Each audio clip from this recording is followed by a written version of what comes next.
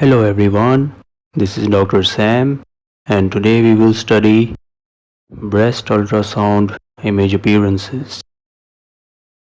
Here we have the images of normal breast. The uppermost layer is the skin. This is the hyperechoic layer and below that is the subcutaneous zone. It is usually hypoechoic as compared to the tissues below. And the largest region is the mammary zone. It usually has mixed echogenicity. Most of the pathologies occur in this zone. And this hyperechoic area is the fibroglandular tissue. These hyperechoic slanted or diagonal lines are Cooper ligaments. This striated structure is the pectoral muscle. The retromammary zone lies between the pectoral muscle and the mammary zone. Usually it appears smaller because it is compressed due to probe pressure. And this shadowing over here is due to the rib. Here we have more images of normal breast. We can see the three zones and the fibroglandular tissue, which is hyperechoic.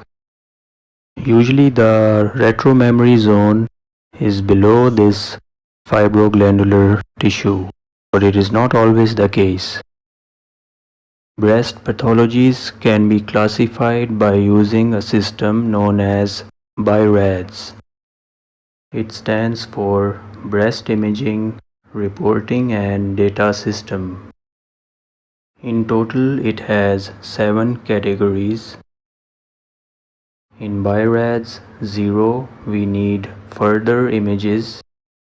We need more scans such as mammograms or ultrasound scans. BI-RADS 1 is for normal breast tissue where there is no mass or no distortion, no lesion. Both these images are BI-RADS 1. A simple cyst will appear as an anechoic structure with posterior enhancement. The cyst will be round or ovoid with a smooth hyperechoic border. It is classified as BI-RADS 2, which is benign.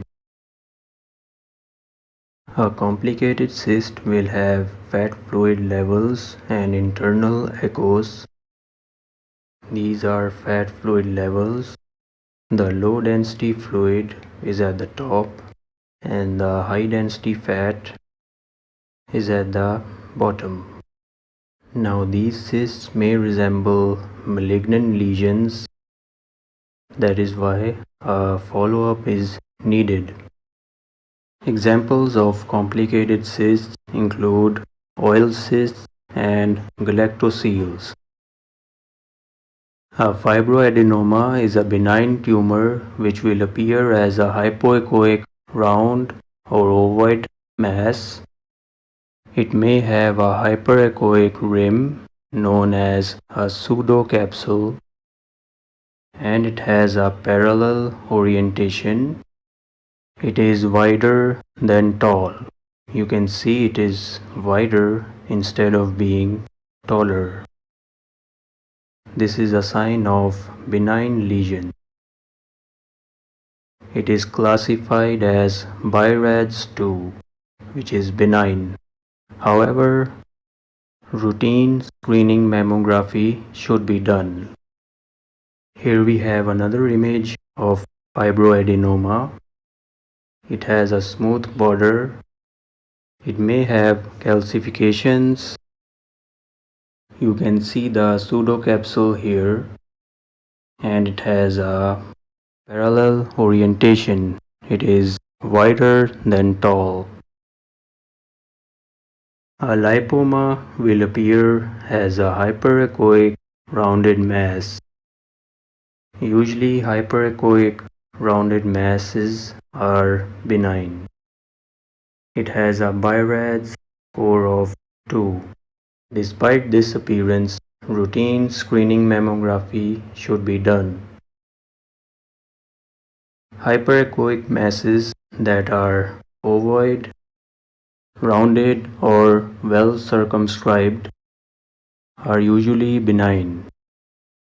Another benign feature is the parallel orientation, in which it is wider than tall. Examples include angiolipoma, hemangioma, hamartoma. They usually appear as hyperechoic masses with a hyperechoic border. Here we have an image of intramammary lymph node. They have a hypoechoic outer cortex. This is the cortex. And a hyperechoic central mediastinum, which is hyperechoic usually due to fat. They are classified as BI-RADS 2. A neurofibroma is a rare benign tumor which appears as a hypoechoic mass with posterior enhancement. Now it is very tricky because it resembles a cyst, so it can be misdiagnosed very easily, but it is a rare lesion. A sebaceous cyst is a complex cyst which is present closer to the skin. Here you can see it is present just below the skin, and it is even involving the skin. So this superficial location can help us in diagnosing sebaceous cyst. It is classified as BI-RADS 2. A simple cyst containing a small hyperechoic calculus is usually a milk of calcium cyst. These cysts are also benign. Eggshell calcifications are small calcifications which may have shadowing if they are a bit dense. They have a BI-RADS score of 2. Complex cysts are rated as BI-RADS 3 because they need a follow-up exam. Usually thin hyperechoic septations are benign, but they still need a follow-up, so that is why it is rated as BI-RADS 3. Clustered microcysts will have a group of cysts clustered together. The diameter is less than 3 millimeters and septations may be present. It is rated as BI-RADS 3 because follow-up is required. Fat necrosis has a variety of appearances. In the acute phase, the lesion is new, so it may appear as a hyperechoic lesion due to edema. Fat necrosis appearances overlap with malignant lesions, so a follow-up is required. So it is rated as BI-RADS 3. Fat necrosis enters late stage after 1.5 years. It will have calcified walls which give posterior acoustic shadowing. Now we move on to BI-RADS categories which have chance of malignancy. BI-RADS 4 has 3 subcategories. In 4A, the chance of malignancy is between 2 to 10%. B is 10 to 49%, and 4C is 50 to 94%. BI-RADS 5 has greater than 95% chance of malignancy, and BI-RADS 6 is a biopsy-proven malignancy. Usually hypoechoic masses with irregular walls or a spiculated appearance are malignant and they have a taller than wide orientation. Here we have a case of lymph node metastasis. We are comparing it with a non-malignant lymph node. The cortex is very thick, which gives it an abnormally hypoechoic appearance. It is usually a sign of malignancy. Intraductal papilloma is not very common. Its appearance usually involves dilated ducts and a well-defined nodule. It is rated as BI-RADS 4 and biopsy is advised. Intracystic papillary carcinoma consists of a complex cyst with a thick mural-based nodule. This nodule will be attached to the wall. It will not move around. Here we have another image of intracystic papillary carcinoma. This one has a thick isoechoic septation as well. These thick isoechoic septations are usually a sign of malignancy as opposed to the thin hyperechoic septation, which is usually benign. And here is a large, thick mural nodule. Ductal carcinoma in situ will have hypoechoic masses which will be microlobulated, which means they have these type of outpouchings, and there is no enhancement, which means it is a solid mass. In this image, the mass involves the ducts, so it appears elongated. Usually these hypoechoic masses involving the duct are ductal carcinoma in situ. Invasive ductal carcinoma is the most common form of breast cancer. It also has variable appearances. One of them is a circumscribed mass, hypoechoic mass, with some calcifications, which are usually invasive ductal carcinoma. Here we have another case of invasive ductal carcinoma. We have an ill-defined hypoechoic mass and it has a non-parallel orientation. It is taller than wide. The AP diameter will be more than the horizontal measurement. It also has posterior shadowing, which is usually a sign of grade 1 invasive ductal carcinoma, but it is not always the case. Here we have invasive ductal carcinoma with posterior acoustic enhancement. This enhancement is usually a sign of a higher grade cancer. It also has a spiculated appearance, suggesting a malignant lesion. It is rated as BI-RADS 4C.